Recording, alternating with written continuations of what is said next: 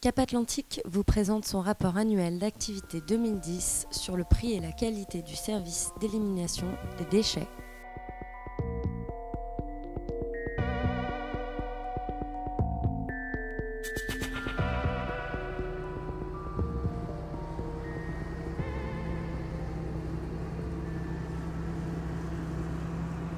Le schéma directeur de collecte a été mis en œuvre en 2010 pour les 9 communes du centre et du sud avec une communication en porte-à-porte expliquant les nouvelles modalités du service apporté aux usagers à compter du 25 octobre 2010. Les 15 communes du territoire bénéficient désormais d'une collecte en porte-à-porte des journaux magazines tous les 15 jours. L'année 2010 a également été marquée par la mise en place des contrôles de la qualité du tri des emballages légers collectés en porte-à-porte. En 2010, les marchés de prestations de services suivants ont été renouvelés. Communication schéma directeur des 9 communes du sud et du centre. Exploitation de la station de transfert des déchets située à Guérande. Évacuation et recyclage du bois collecté en déchetterie. Achat de conteneurs d'apports volontaires enterrés. Renouvellement du parc de bennes ou camions de collecte des déchets. Dans le cadre du schéma directeur de collecte, Cap Atlantique développe et améliore l'insertion des points d'apport volontaires du territoire. En 2010, 15 points d'apport volontaires enterrés complets et semi-enterrés installés sur la presqu'île, soit 65 conteneurs enterrés et semi-enterrés. Ce qui porte à 70 le nombre de points enterrés et semi-enterrés sur le territoire de Cap Atlantique.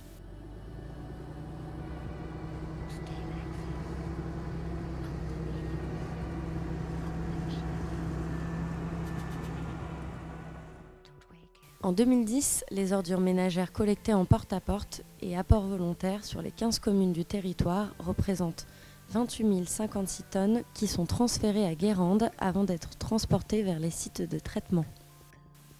En 2010, 33% des tonnages d'ordures ménagères ont été enfouis et 67% ont été traités par valorisation énergétique.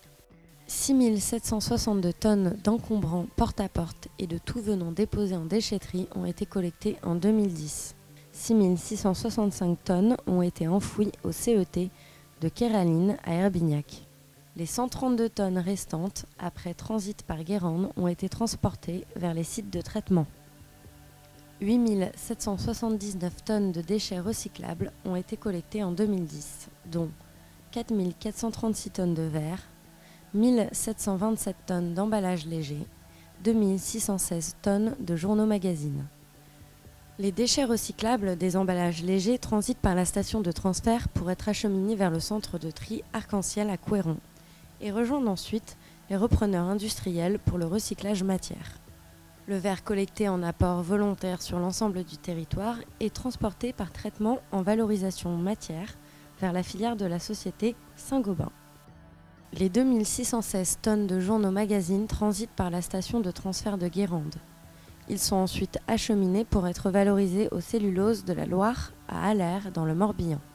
Les journaux magazines servent alors de matière première à la production, entre autres, de plateaux à œufs. Cap Atlantique enregistre pour l'année 2010 une diminution de 3,09% de tonnage global des ordures ménagères, soit une production de 392 kg par habitant et par an.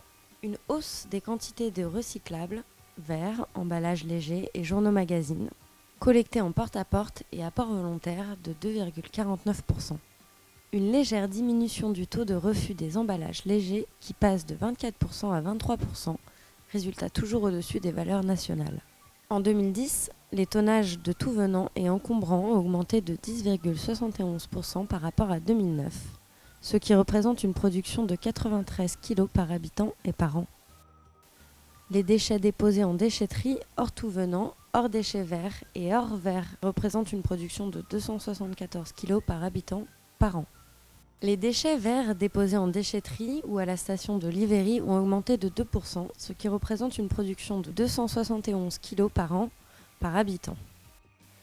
Les tonnages de ces déchets verts collectés sur le site de Cap Atlantique tiennent compte des apports de particuliers et des professionnels, contrairement aux ratios nationaux.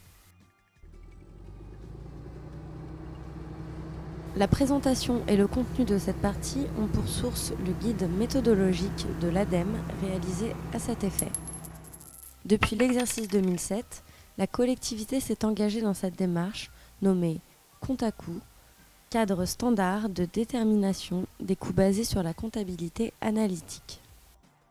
Le coût global 2010 de la compétence déchets s'est élevé à 13 545 749 € TTC pour des recettes totales de 13 221 722 € TTC. Les recettes comprennent notamment la taxe d'enlèvement des ordures ménagères, les redevances et reventes de matériaux. Le résultat net de l'activité déchets pour l'année 2010 est déficitaire de 324 027 € TTC. Les coûts bruts, c'est-à-dire hors recettes, représentent 5,3 millions d'euros pour l'activité traitement des déchets, 7,3 millions d'euros pour l'activité collecte, dont la part la plus importante est affectée aux services en porte-à-porte pour une valeur de plus de 4 millions d'euros, barre la plus importante sur le graphique. Le coût net, c'est-à-dire tenant compte des recettes, s'élève à 159 € TTC par foyer, assujetti à la TOM du territoire Cap-Atlantique. Les activités les plus coûteuses sont les services de collecte en porte-à-porte, soit 49 € TTC net par foyer, ainsi que la part de traitement des ordures ménagères à hauteur de 49 € TTC net par foyer.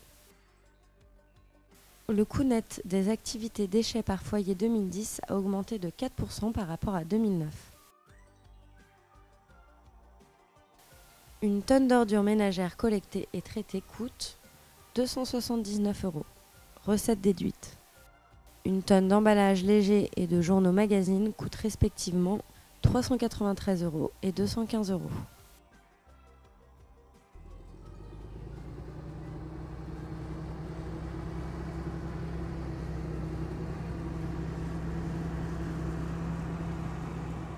La phase opérationnelle sera effective sur le dossier suivant. La mise en œuvre d'un contrôle qualité du tri dans les collectifs, l'habitat individuel et auprès des professionnels.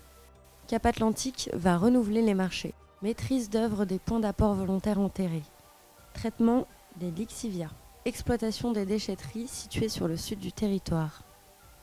Collecte des encombrants en porte-à-porte. Gerbage des déchets sur la déchetterie de Piriac. Renouvellement du parc de bennes ou camions de collecte des déchets. Des travaux d'aménagement et d'intégration des points d'apport volontaires en conteneurs enterrés vont être poursuivis. Des études vont être menées. Elles sont liées aux mises en place de la faisabilité de la réhabilitation de la station de transfert située à Guérande, de la redevance spéciale pour les professionnels gros producteurs de déchets, des règlements de services de collecte et des déchetteries, de la réhabilitation de la déchetterie de Pompas, du renouvellement du contrat éco-emballage et des filières de valorisation matières associées.